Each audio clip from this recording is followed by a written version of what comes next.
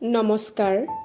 সপোনৰ পৰিধি অসমৰ মুখ্য প্ৰশাসক বিকি নেওগৰ পৰিকল্পনা আৰু পৰিচালনাৰে জনপ্ৰিয় অনুষ্ঠান ভাষা শিল্পৰ গুঞ্জনৰ পৰা মই ময়ূৰী ভৰদ্বাজে সকলোকে আন্তৰিক অভিনন্দন জনালোঁ। সপোনৰ পৰিধি অসমৰ প্ৰতিষ্ঠাপক তথা মুখ্য প্ৰশাসক বিকি নেওগৰ অনুৰোধ ৰক্ষা কৰি অনুষ্ঠান আৰম্ভ কৰিবলৈ লৈছোঁ। আজিৰ কবিতা বসন্ত। কবি বৰ্ণালী হেমন্ত শ্যাম।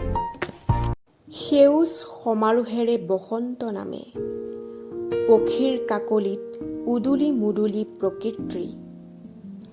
মাতাল নগৰীত কুলি কেতেকীৰ হিয়া ভঙা বিননি।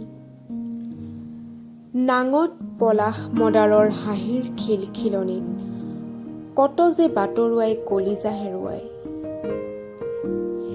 এয়া কপৌ ফুলাৰ সময়, এজাক বৰষুণ হৈ বসন্ত নামে। চ'তৰ লঠঙা বিৰিষে সেউজীয়া আচল টানে। কোবাল গতিৰে বৈ যায় নৈ পৰিয়া বতাহজাক।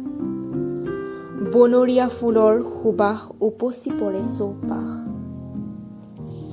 এয়া নাহৰ ফুলাৰ সময়, এৰাল ছিগা মনত বসন্তৰ মায়া লাগে। তোমাৰ নামত ৰাগি লাগে আবেলিবোৰ, অতীতৰ ভাল লগা স্মৃতি আকৌ জাগে হৃদয়ত। মন সিক্ত হয় অন্য এক আৱেগত। ধন্যবাদ।